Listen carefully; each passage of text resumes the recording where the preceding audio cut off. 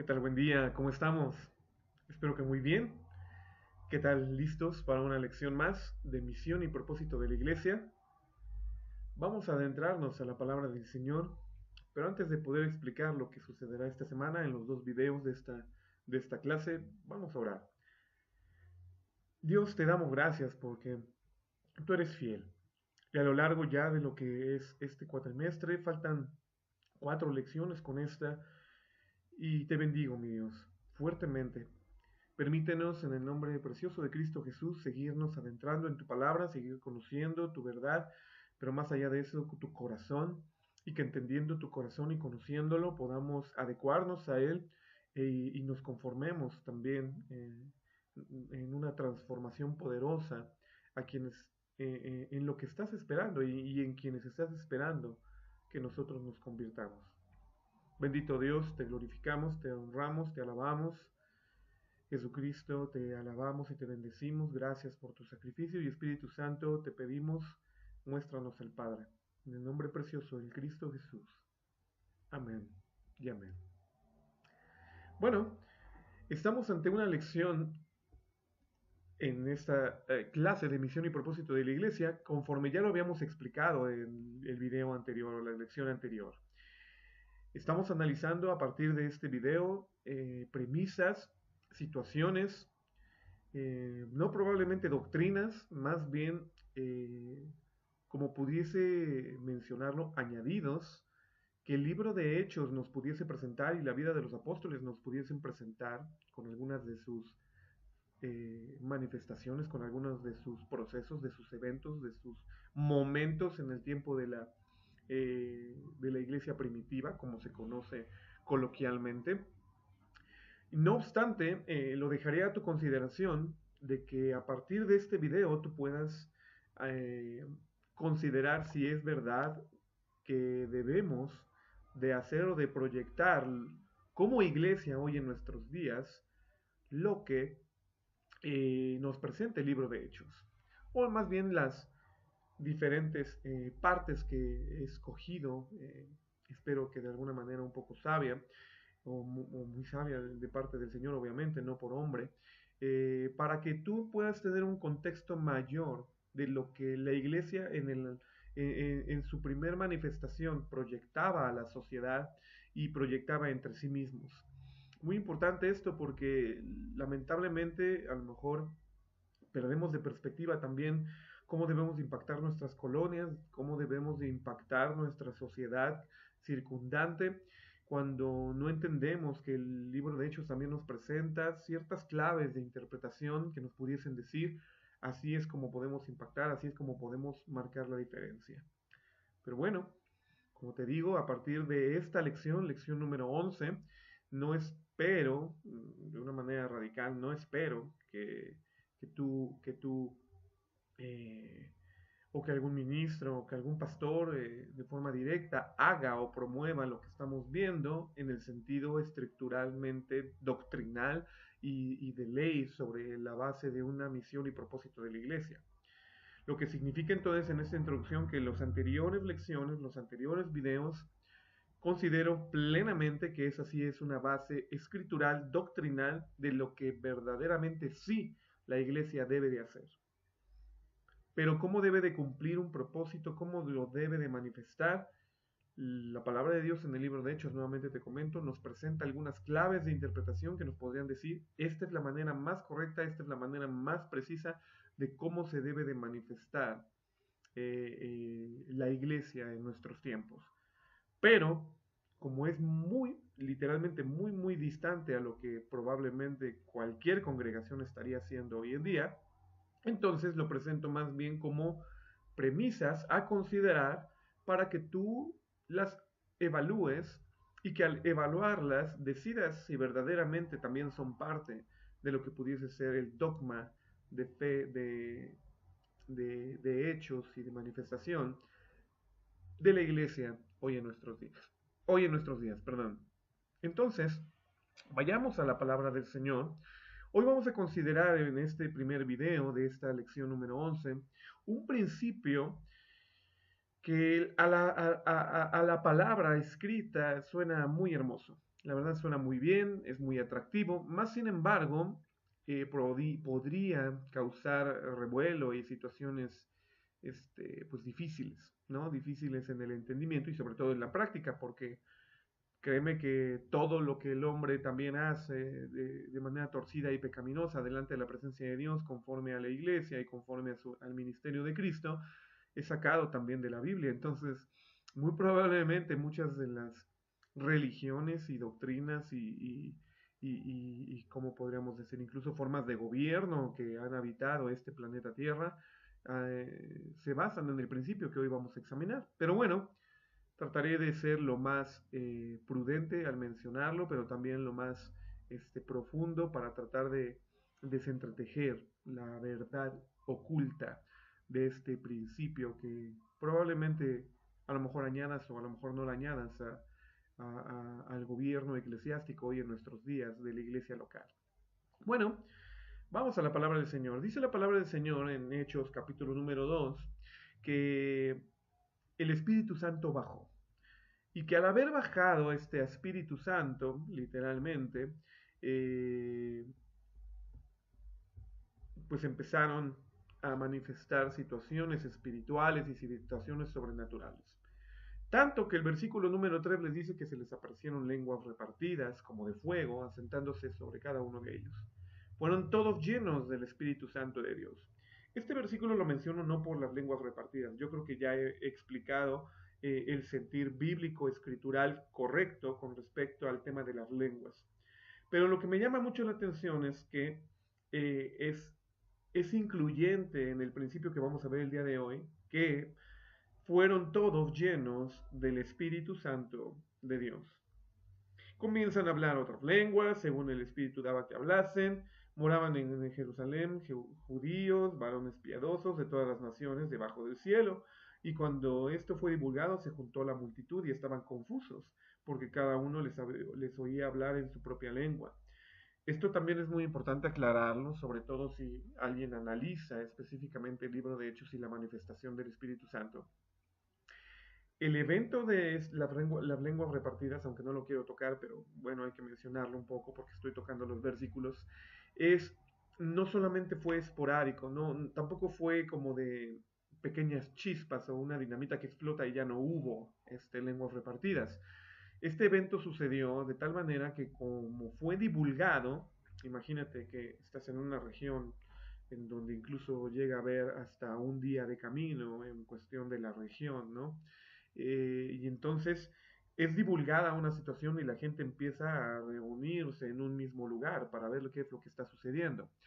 Lo que es entonces propio decir es que ellos manifestaban todavía esta situación de sus lenguas correspondiente a cómo se va juntando la multitud, es decir, lo hicieron regularmente durante un proceso o un determinado momento, ¿no?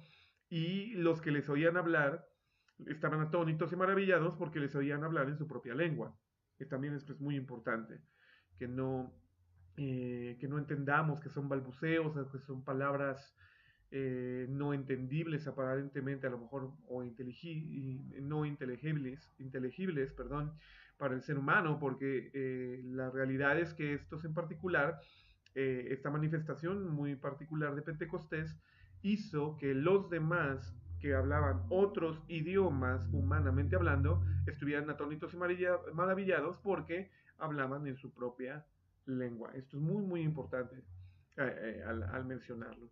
Pero como te digo, no me quiero centrar en ese punto, me quiero centrar en el tema en particular, en el que literalmente están llenos del Espíritu Santo de Dios.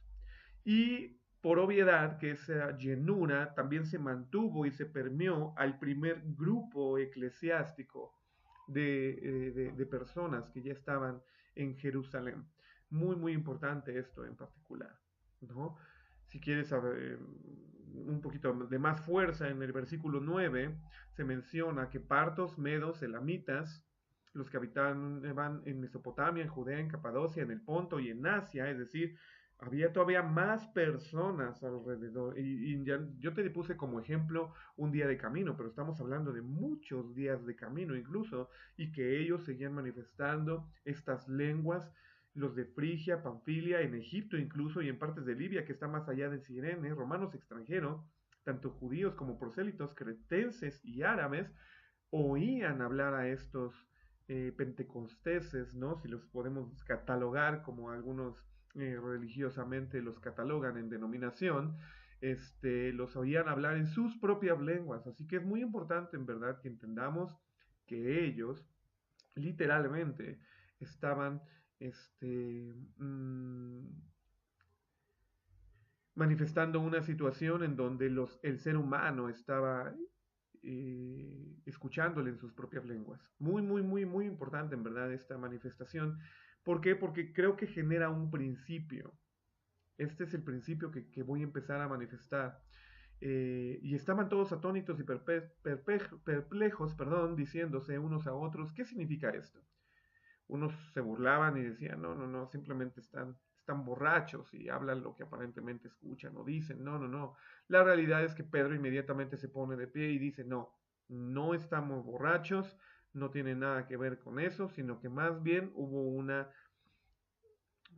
cumplimiento en que en los postreros días, según dice Joel, derramaré mi espíritu sobre toda carne, y vuestros hijos e hijas profetizarán, y vuestros jóvenes verán visiones, y los ancianos soñarán. Entonces, Pedro empieza a explicar que esto es una manifestación, obviamente, del Espíritu Santo, una proyección en profecía recibida antes de que Jesucristo naciera, incluso para el pueblo de Israel, correspondiente a que sería derramado, y que ese Espíritu Santo en bendición fue dado a través, obviamente, de que Jesucristo murió, resucitó y dejó esa promesa, y que era el momento preciso en el que estaban recibiendo esa promesa.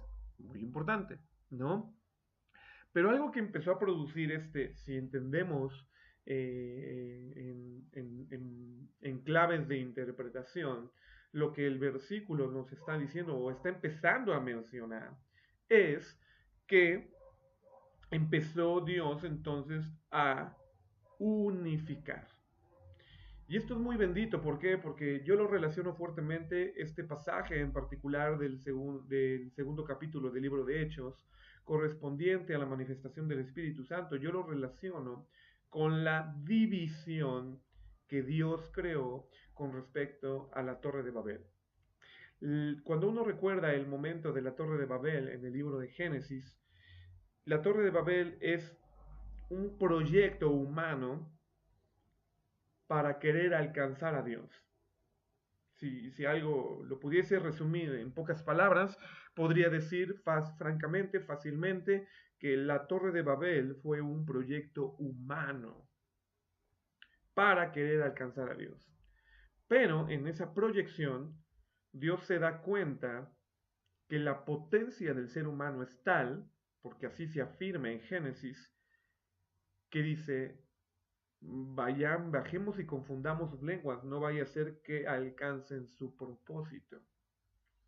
Bastante interesante entonces. ¿Cómo entonces Dios ve a través de la desunión el que no se alcancen propósitos? Esto de alguna manera lo podríamos proyectar en un sentido muy simplista. Dios en el libro de Génesis nos presenta, y ahorita te digo exactamente el pasaje, nos presenta una realidad en donde el ser humano es capaz de alcanzar grandes cosas si está unido. Pero ¿cuáles eran los principios de esta unicidad que estaba, o de esta unidad que estaba presentando en aquellos ayeres el pueblo que estaba reunido para construir la Torre de Babel? ¿Cuál era ese principio? Muy probablemente, esto es muy importante entender, Dios estaba regresando, reestructurando literalmente el pueblo de ese principio de unidad que había él mismo roto en aquellos tiempos. Ok, muy interesante entonces este tiempo de Babel. La palabra de Dios nos ha de enseñar en una bendita historia este principio entonces de Babel. Déjenme llegar exactamente al versículo. Estoy en Génesis capítulo número 11. En Génesis capítulo 11 dice: tenía entonces toda la tierra un solo lenguaje y unas mismas palabras. Y aconteció que cuando partieron de oriente hallaron una llanura en la tierra de Sinar y se asentaron allí. Y se dijeron unos a otros: vayamos, hagamos ladrillo y cosámoslo con fuego. Y les fue el ladrillo en lugar de piedra y el betún en lugar de mezcla. Y dijeron: vamos, edifiquemos una ciudad y una torre cuya cúspide llegue al cielo y hagámonos un nombre, por si fuésemos esparcidos sobre la faz de la tierra. Y descendió Jehová para ver la ciudad y la torre que edificaban los hijos de los hombres. Y he aquí dijo Jehová: el pueblo es uno, y todos tienen un solo lenguaje y han comenzado a obrar, y nada les retraerá ahora de lo que han pensado hacer. Ahora pues descendamos y confundamos allí su lengua, para que ninguno entienda el habla de su compañero. Así los esparció Jehová desde allí sobre la faz de la tierra, y dejaron de edificar la ciudad. Por esto fue llamado el nombre de ella Babel, porque allí confundió Jehová el lenguaje de toda la tierra, y desde allí los esparció sobre la faz de la tierra. Hasta ahí. ¿Por qué te menciono este pasaje? Para tratar de generar una concordancia con el libro de Hechos, capítulo número 2. En Génesis capítulo número 10 se nos explica cuáles son las generaciones que nacieron correspondiente a los hijos de Noé, que salieron obviamente del arca, de Sem, de Cam, de Jafet. Y posterior a eso se nos explica un poquito específicamente que llegamos a un tema llamado Nimrod, que comenzó a ser poderoso en la tierra y fue vigoroso cazador delante de Jehová, por el cual se dice así como Nimrod, ni vigoroso cazador delante de Jehová. Lo que quiero, y fue la cabecera de su reino Babel, Erech Akkad Calne, en la tierra de Siná. Entonces, ¿cuál fue la cabecera de su reino de este famoso Nimrod? Literalmente Babel, ¿no? Con otras ciudades, pero bueno, Babel es importante mencionarlo. ¿Por qué es importante entonces tocar estos temas? Porque a raíz, lamentablemente, de que las naciones se reprodujeron nuevamente después del diluvio, lamentablemente Satanás, en un entendido bíblico, en un entendido estructural, en un entendido histórico, volvió a hacer de las suyas. ¿Y qué fue lo que provocó? Provocó entonces darle a los hombres conocimiento en cuestión de muchas cosas como sociedad. Hemos de entender que los hijos de Dios se metieron con las hijas de los hombres también y crearon gigantes y muchas situaciones que se dieron y que se dan en un contexto posterior al diluvio.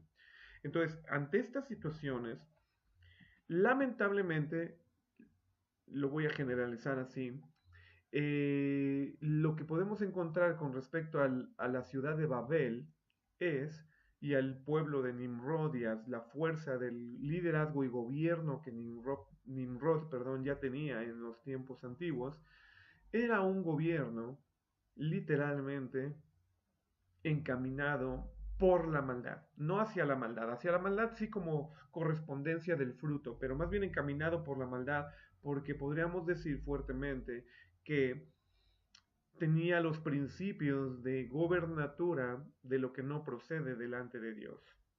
Y entonces, dentro de esos principios de gobernatura de lo que no procede delante de Dios, es decir, gobierno diabólico, gobierno literalmente, espiritualmente antagónico a Dios, eh, eh, no es, este gobierno en particular quería generar algo, quería generar llegar a Dios con una torre, literalmente, que proyectara estar delante de los cielos y delante de Dios, ¿no? Que tocara a Dios. Muy probablemente, y dice literalmente ahí el pasaje de Génesis, todo esto para generar un mismo pueblo, y que a pesar de ser esparcidos, aparentemente ya tenían la idea que algo iba a pasar. A lo mejor nuevamente el espíritu diabólico que los gobernaba les iba a decir que Dios los iba a dividir o que Dios los iba a esparcir, porque tenían ya en su corazón, ahí está la clave de interpretación, de que iban a ser esparcidos y que debían de ser uno para lograr grandes cosas. O ser el mayor pueblo o la mayor ciudad o la mayor potencia sobre el mundo, ¿no? Muy importante entonces esto, porque es un principio que Dios ve sobre la vida de aquellos que están desde Nimrod como rey y como jerarca, pero también sobre todo el pueblo. Y entonces dice, no, bajemos y confundamos para que no logren su propósito, porque el pueblo es uno. Esto es muy importante, porque el pueblo es uno. Y han decidido hacer algo y no va a haber nada que los haga desistir. Mas sin embargo, entonces confunde la lengua así, entonces crea literalmente esta situación de esparcimiento y de división. Podríamos decir entonces que Dios provoca una primer división delante de la humanidad porque ve que la raíz de la unidad o unicidad que estaban gestando como nación no era buena, no era Dios. Ahora pensemos en el regreso aproximadamente, según por lo que se cuenta en cuestión de tiempos, 4000 años después, 4000 años después, llega el día de Pentecostés. Y en este día en particular de Pentecostés, interesantemente, nos es presentado, bueno, podríamos decir que me quedé pensando en la fecha, 2300 años después, ¿no? Porque después de esto ya sucede que se nos presente en Génesis, el capítulo número 12 y 13, en adelante la vida de Abraham, ¿no? Entonces, pensemos de alguna manera más bien en 2000 años después de todo ese proceso, de todo ese momento, es que Jesucristo muere en la cruz y entonces llega el día de Pentecostés. Muy importante este día de Pentecostés, ¿por qué? Porque entonces lo que literalmente nos arroja de principio de este día, como dice el versículo 2:1, es que estaban unánimes en un mismo lugar. No estaban divididos ya, estaban unánimes, estaban en unidad, estaban buscando un mismo propósito, estaban buscando un mismo fin. ¿Cuál era este mismo propósito, este mismo fin de estos 120 que estaban en el aposento alto en el día de Pentecostés? Literalmente estaban buscando al Espíritu Santo, estaban buscando a Dios. Y si entendemos nuevamente la función del Espíritu Santo, estaban buscando entonces el gobierno de Dios sobre sus vidas, para que les diera propósito, para que les diera cumplimiento de propósito, para que les diera todo tipo de potencia verdadera de parte de Dios. ¿Ok? Entonces, si relacionamos esto con gobierno y si relacionamos esto con funcionamiento de pueblo, si lo puedes ver así, entonces Dios lo que literalmente está haciendo es restaurarles el proceso de entendimiento uno con otro, sin importar qué nación y qué lengua sean, para volverlos a unir. Y que entonces, bajo el principio de por qué Dios dividió, nuevamente piensa, ¿por qué Dios dividió porque unidos no los podía frenar nada. Y entonces, fíjate la tremenda historia, Dios vuelve a unir para que unidos no los vuelva a frenar nada. Pero ahora con un principio de base de gobierno sólido, bueno, fructífero, basado obviamente en el gobierno de Dios, que es su Espíritu Santo. En su Espíritu Santo el ser humano puede ser unido nuevamente para lograr grandes cosas, obviamente, pero lograr más bien los propósitos de Dios. Y en esa unidad es donde está la expresión de las lenguas. También muy importante, las lenguas no deben de dividir, las lenguas deben de unir. Y en ese entendimiento de unidad, provocar lo que estamos analizando el día de hoy. Dios entonces, a través del proceso de Pentecostés, lo que dije, Dios estaba buscando era unidad, pero una unidad muy similar también a lo que estaban proyectando en aquel tiempo en la Torre de Babel. ¿Qué estaban proyectando en la Torre de Babel si somos honestos? Porque ya ahora sí que develando, ¿no? Voy descubriendo la intención de este video y de esta lección en particular. Dice la palabra de Dios literalmente que lo que estaba develándose, digo, que lo que estaban haciendo en ese momento los de Nimrod, los de Babel, era que, que tomaban barro y lo cocían a fuego y generaban un betún en lugar de lodo, de una mezcla, para poder entonces provocar esta construcción.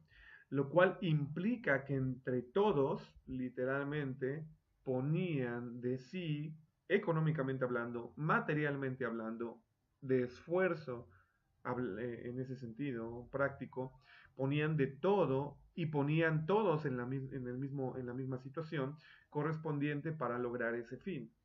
Bueno, obviamente no lo lograron, Dios los confunde, pero aquí Dios ya los suma en unidad y los suma en unidad. Y aquí es muy interesante esta unidad en particular, porque el versículo número 42 de la palabra de Dios nos dice lo siguiente.